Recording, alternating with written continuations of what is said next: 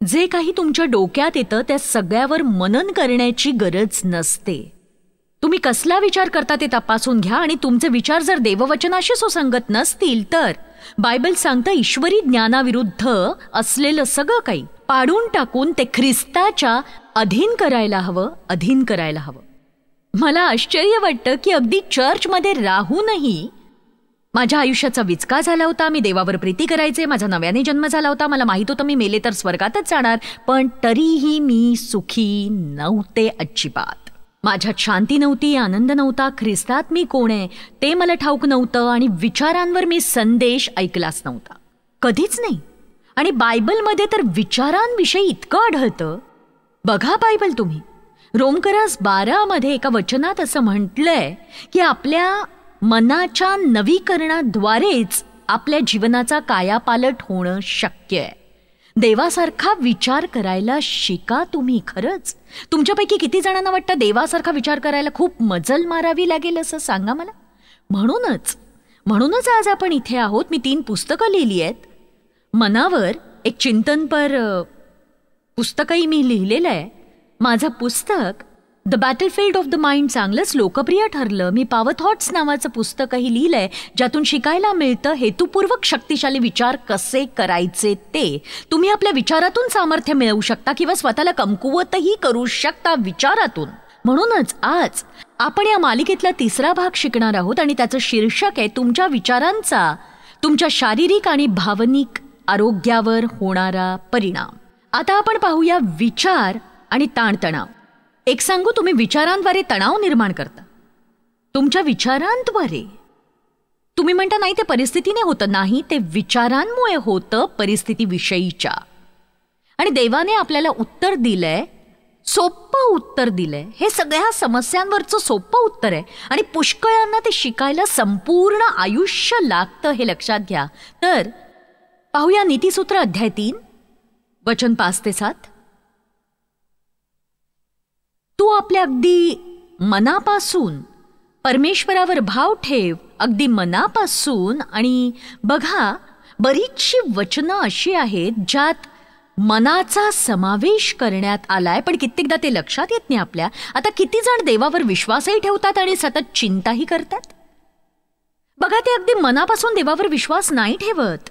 तुम्हाला देवावर विश्वास ठेवावासा वाटत असेल, मलाही तसंच वाटायचं. मला वाटायचं मी देवावर विश्वास ठेवते, पण जेव्हा मला जाणीव झाली, जोवर मी चिंता करत राहते, मी काळजी करत राहते आणि स्वतःच्याच बुद्धीने सगळं काही नीट करू पाहते, तोपर्यंत मी देवावर पूर्णपणे भाव ठेवत नाही. आणि बघा, तेव्हा माझे डोळे उघडले, कारण वचन असं म्हणतं की तू मनापासून परमेश्वरावर भाव ठेव, आपल्याच बुद्धीवर अवलंबून राहू नको. म्हणजे तुमच्या समस्येभोवती गोल गोल गोल गोल तुमचं मन फिरवत बसू नका. आणि त्यासाठी तुम्ही काय करू शकता ते जाणून घेण्याचा व्यर्थ प्रयत्न करू नका.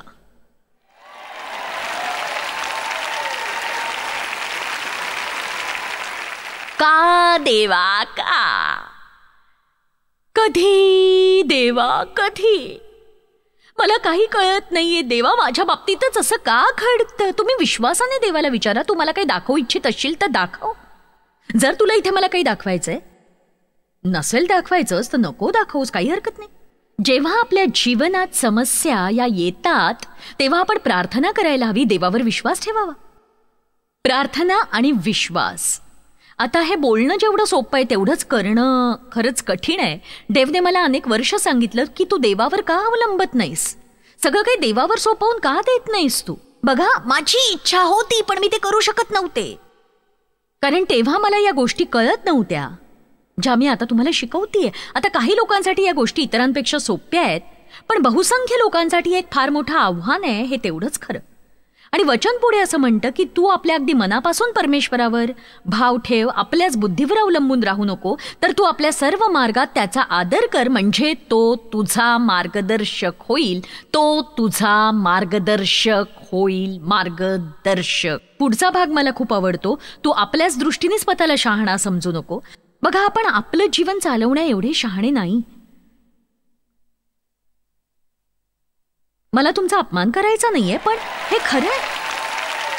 मी हे सेवाकार्य चालवण्या एवढी हुशार नाहीये. एकदा अचानकपणे मला जाणीव झाली, बायबल म्हणतं देव आपल्या सामर्थ्याच्या शब्दाने विश्वाचा आधार आहे. विचार करा यावर. संपूर्ण विश्व आणि त्यातली प्रत्येक गोष्ट देव सांभाळतोय. प्रत्येक गोष्ट त्या त्या जागी ती देवाच्या आज्ञेने. मग मी असा विचार करायला लागले की ठीक आहे, जर देव सगळं काही सांभाळतो तर मग आमच्या सेवा कार्यातील प्रत्येक गोष्ट, मग ते शिक्षण देणं असो, संदेश असो, TV असो, रेडिओ असो, प्रत्येक गोष्टीसाठी लागणारा पैसा असो, कर्मचारी वर्ग असो, इतर असंख्य गोष्टी असो, तो सगळं काही चालवेल. जगभरातली 18 कार्यालय, 800 कर्मचारी, इमारती, सगळं काही तो चालवेल. सगळं बघा, देवाने जर आधार काढला तर सगळं विखरून जाईल. एवढा प्रचंड कारभार चालवण्या एवढं शहाणं आमच्यात कोण आहे? पण सगळ्या समयी असणाऱ्या सगळ्या प्रकारच्या तणावातून निघण्याचा आणि त्यातून निर्माण होणाऱ्या आरोग्याच्या समस्यातून निघण्याचा मार्ग काढलाय, तो म्हणजे त्याच्यावर अवलंबून राहणं. इब्री अध्याय 4 वचन 3 आणि 10. त्याची कृत्ये जगाच्या स्थापनेपासून समाप्त झाली, तथापि त्याप्रमाणे मी रागाने शपथ वाहून म्हणालो, हे माझ्या 20व्यात निश्चित येणार नाहीत, असे ज्या 20व्याविषयी त्याने सांगितले, ज्यात आपण विश्वास ठेवला आहे ते आपण प्रवेश करीत आहो. हे माझ्या 20व्यात निश्चित येणार नाहीत, असे ज्या 20व्याविषयी त्याने सांगितले त्यात आपण प्रवेश करत आहोत. आता बघा, विश्वास ठेवण्याचा आपल्या विचारांशी फार जवळचा संबंध आहे. एखाद्या गोष्टीची काळजी घ्यायला देव समर्थ आहे असा विचार मी करत नसेन तर माझा विश्वास नाही. मी ते जाणीवपूर्वक करायला हवं. मला थांबून तसे विचार डोक्यात यायची वाट बघायची गरज नाही. हेतुपूर्वक मी विचार करू शकते. माझ्या जीवनात काय घडतंय याची मला पर्वा नाही, कारण देव कार्य करत आहे. हा माझा आवडता विचार आहे. मी म्हणत असते काय घडतंय याची मला चिंता नाही, माझा विश्वास आहे देव कार्य करतोय. जेव्हा तुमच्या समस्या अचानक सुटतात तेव्हा त्याचा अर्थ असा नसतो देवाने त्याच क्षणी अचानकपणे तुमच्यासाठी कार्य करायचं ठरवलं. त्याचं कार्य चालूच असतं आणि मग योग्य समयी तुमची समस्या सुटते. तेव्हा असं म्हणत राहा, देव कार्य करतोय आत्ता या क्षणी माझ्या जीवनात. अगदी छान वाटतं ना? आता बघा, तो म्हणतो की जगाच्या स्थापनेपासून त्याने आपलं काम संपवलंय. मला हे आवडतं. खरं तर आपण देवाच्या कार्याची वाटच पाहत नाही, त्याने ते पूर्ण केलेलं आहे. आपली गरज आहे प्रार्थनेची आणि विश्वासाने ते स्वीकारण्याची आणि त्याची प्रचिती येईपर्यंत चांगली वृत्ती ठेवण्याची. चला आता मी हे पुन्हा सांगेन, प्रार्थना करा, चांगली मनोवृत्ती बाळगा, विश्वासात राहा. विश्वास ठेवा की आपला तोडगा निघेपर्यंत देव कार्य करतो आहे आणि विश्वासाने आणि धीरानेच देवाकडून सगळं काही मिळतं. फक्त विश्वासाने नव्हे, प्रार्थना केल्यावर आपल्याला वाट पाहावी लागते. मी हे अगदी ठासून सांगते, प्रार्थना केल्यावर तुम्ही वाट पाहायला हवी. जर आपण प्रार्थना केल्याबरोबर आपल्याला काही मिळालं तर देवावर अवलंबून राहायची गरजच भासणार नाही. पण जेव्हा आपण प्रार्थना केल्यावर देवाच्या कार्याची वाट पाहतो आणि काहीही घडताना दिसत नाही, तेव्हा शत्रू आपल्या मनात हे घालू पाहत असतो की बघ देवाला तू आवडत नाहीयेस, बघ तू पापात आहेस, बघ तुझं काहीतरी नक्कीच चुकलंय, ही गोष्ट तुझ्यासाठी कधीच होणार नाही. अशा वेळी तुम्ही आपलं गोड, लहान आणि पवित्र तोंड उघडायची गरज आहे. चला आता तुम्ही असं म्हणा की देव या क्षणी माझ्यासाठी कार्य करतोय आणि त्याने वचन दिल्याप्रमाणे तो सगळं काही मला देणार आहे नक्की.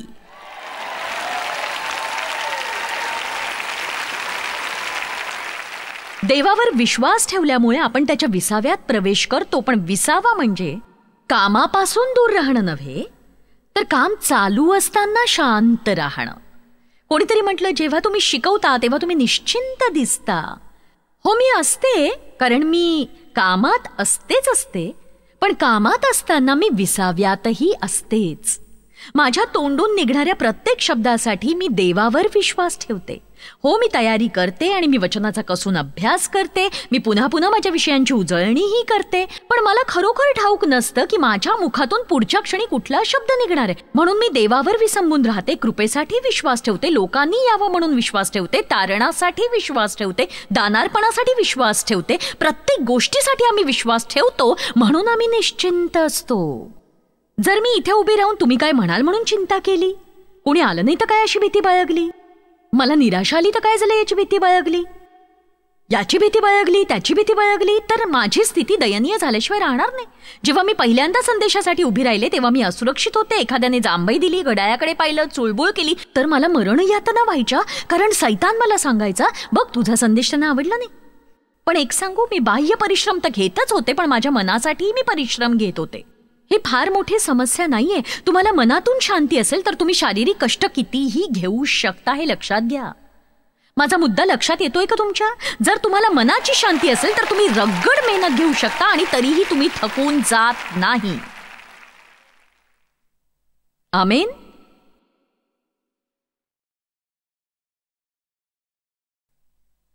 देवावर विसंबून राहा.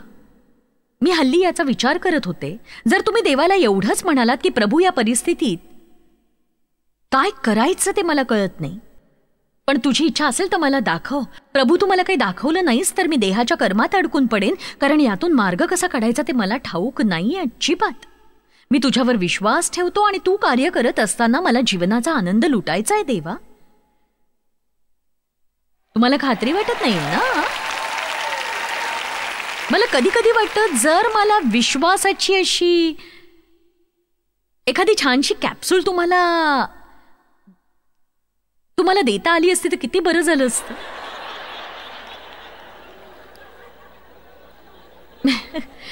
मी प्रत्येकासाठी जीवनभर पुरतील एवढ्या गोळ्या बनवून तयार ठेवल्या असत्या आणि त्यांना मी नाव दिलं असतं विश्वासाच्या गोळ्या,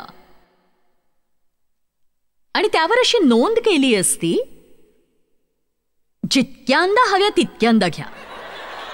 हे औषध कधीही जास्त होत नाहीये आणि बघा याचे परिणाम आनंद, शांती, नीतिमत्व.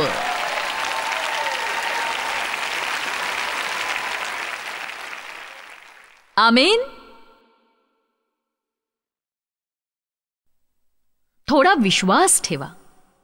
चिंतेमुळे निर्माण होणारा तणाव शारीरिक व्याधींना आमंत्रण देत असतो.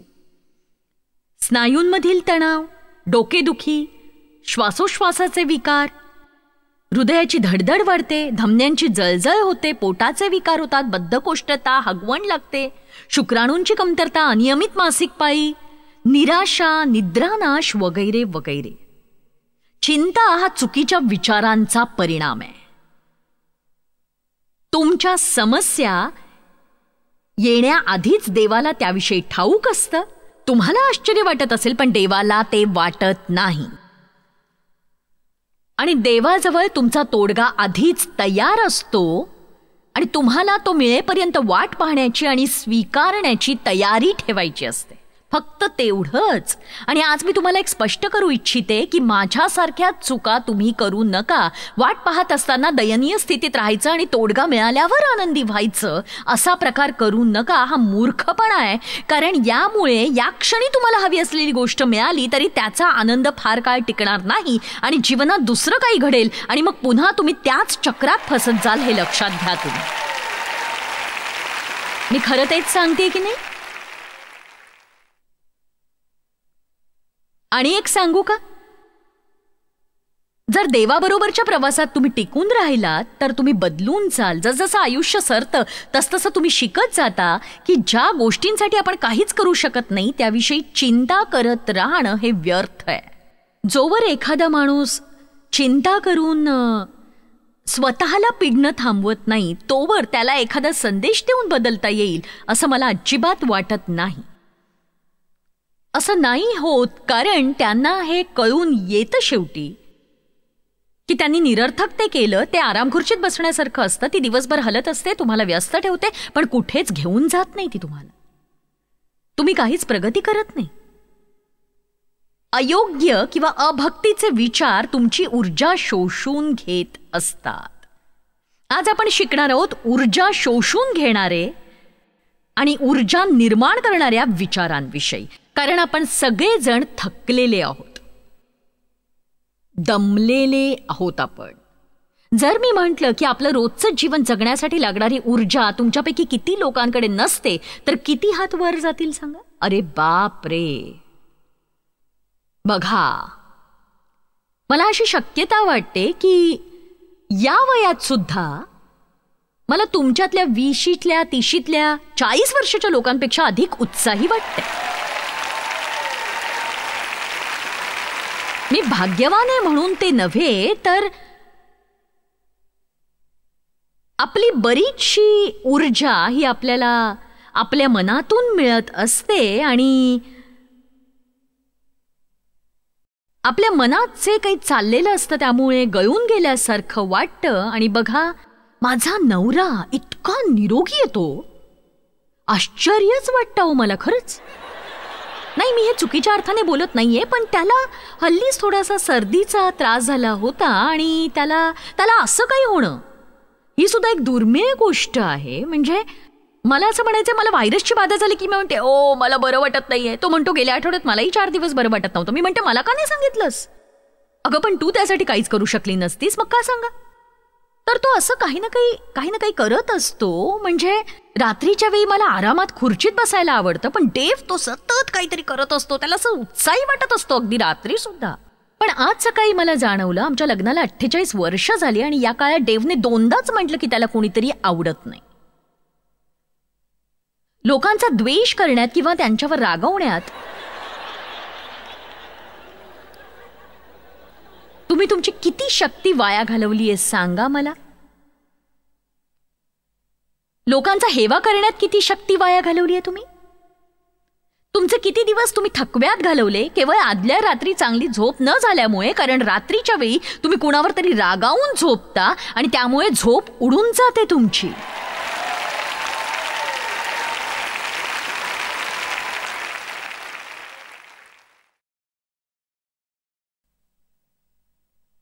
पूर्वी कधीतरी, प्रभूची स्तुती असो, हे भूतकाळातलंय, मी कितीतरी रात्री बिछाण्याच्या कडेवर झोपून काढल्या. कारण मी देववर इतकी रागावलेली असायचे की मी म्हणायचे मी याला स्पर्शही करू देणार नाहीये,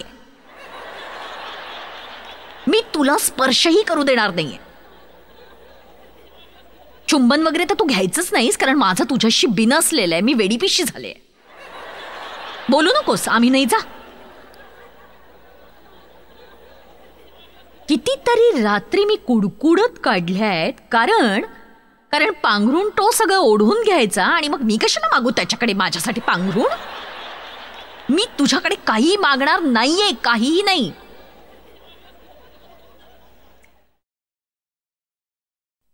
आणि मग दुसऱ्या दिवशी मला पाठदुखी, डोकेदुखी व्हायची आणि मग माझी मान लचकायची, दिवसभर उदास वाटायचं आणि देव छान गाणं गात उठायचा, बाहेर जाऊन गोल्फ खेळायचा, मजेत असायचा तो, छान मजेत. यातून बाहेर पडायला मला बरीच वर्ष लागली. शेवटी मी बाहेर आले, कारण असा मूर्खपणा आपण सगळे करतच असतो. अशा प्रकारचा अतिरेकी मूर्खपणा, कुठलीही फलप्राप्ती न देणाऱ्या गोष्टी आपण आपल्या जीवनात वारंवार वारंवार वारंवार वारंवार का करत असतो बरं. जे काही तुम्ही करता त्यामुळे काही भरीव कार्य होत नसेल तर ते करणं थांबवा.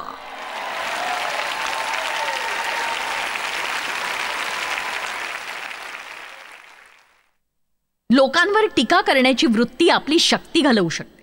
अतिविचार आपली शक्ती शोषून घेतात.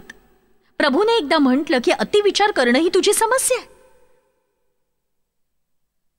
संशय, ईर्ष्या, कटुता, सूड भावना, द्वेषयुक्त विचार. तुला जर आपली ऊर्जा वाढवायची असेल तर विचार सुधार. आणि बघा, हे खूप महत्वाचं आहे. हे सगळं विचारांमुळेच होतं असं नाही. शारीरिकदृष्ट्या काही अयोग्य घडत असेल तरीही होतं. काही गोष्टींची चर्चा आपण करू. कदाचित तुमचा आहार योग्य नसेल, तुम्हाला अस्वस्थ वाटत असेल. पण खरंच सांगायचं तर मी असं म्हणू शकेन की तुम्ही सगळ्या गोष्टी योग्य प्रकारे जरी करत असलात तरी तुमचं मन हे सगळ्या प्रकारच्या वाईटाने भरलेलं असेल, म्हणजे कटुता, द्वेष अशा गोष्टींनी, तर तुम्ही काहीही करत असलात तरी तुम्हाला उदासच वाटेल. आमेन. योहान अध्याय 14 वचन 27. पण माझा काही उपायच नाही. बरेच लोक मला छळत असतात, माझ्या अनेक समस्या आहेत. तुम्ही जर माझ्या जागी असता तर टिकलाच नसता. माझ्या समस्या सोसून सुखी होऊन दाखवा. मी कुठल्या त्रासातून गेले याची तुम्हाला कल्पना नाहीये.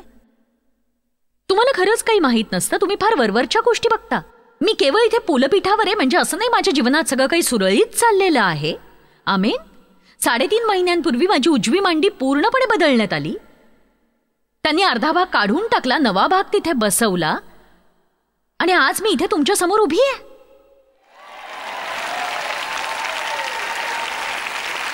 आठवड्याभर मी वॉकर घेऊन चालले आणि मग त्यांनी मला एक काठी दिली आणि एका दिवसाने मी ती काठी घेऊन फिरत होते तेव्हा ते म्हणाले, ती काठी शोभेसाठी नाहीये, तुम्ही आपलं वजन टाका तिच्यावर.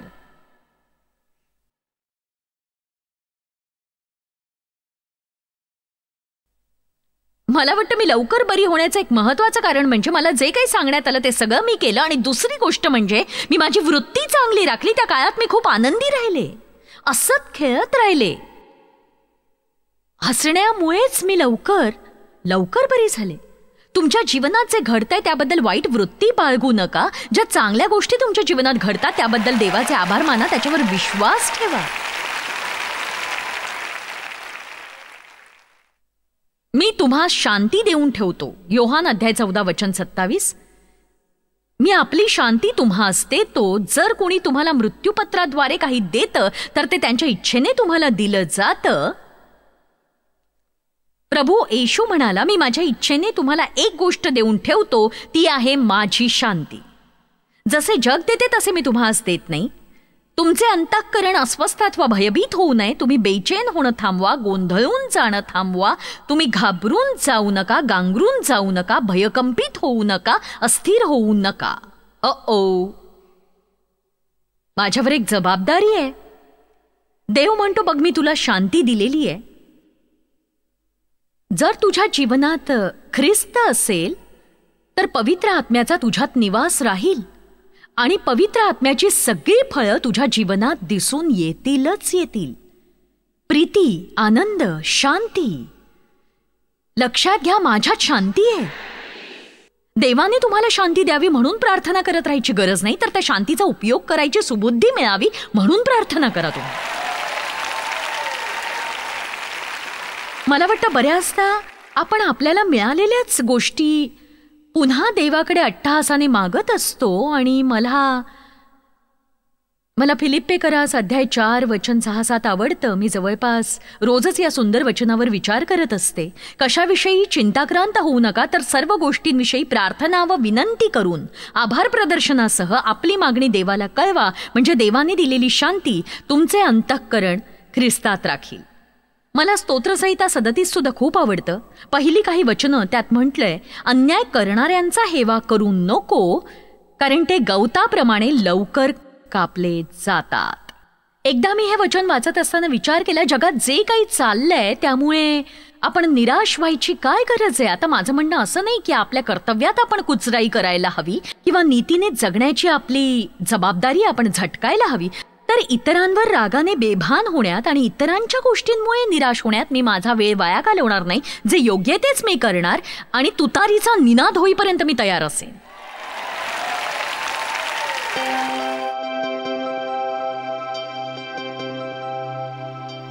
आपण देवावर विश्वास ठेवला तर आपण आपल्या विचारांवरही ताबा मिळवू शकू आणि पवित्र आत्म्याला कार्य करू देऊ. प्रत्येक नकारात्मक विचार आपण हेतुपूर्वक जेरबंद करायला हवा आणि देवाच्या सत्याला अनुसरण्याचा निर्णय आपण घ्यायला हवा. तुम्ही आवडता आणि तो तुमच्यासाठी रोजच कार्य करतोय हे लक्षात घ्या. जॉयस्मायर मिनिस्ट्रीज करता तुम्ही खूप मौल्यवान आहात. आम्हाला तुमचं कौतुक आहे आणि जगभरामध्ये हे सेवा कार्य शक्य करण्याकरता आम्ही आमच्या मित्रांचे आणि पार्टनर्सचे आभारी आहोत. आम्ही एकत्रितपणे भुकेल्यांना खाऊ घालतो, गरिबांना वस्त्र देतो आणि राष्ट्रांना सुवार्ता सांगतो. तुमच्या प्रार्थनेच्या विनंती करता आमच्याविषयी आणखी माहिती मिळवा. जॉयसच्या कॉन्फरन्सच्या तारखा पहा आणि ख्रिस्ताची प्रीती जगभरामध्ये पसरवण्याकरता आमचे सहभागी व्हा.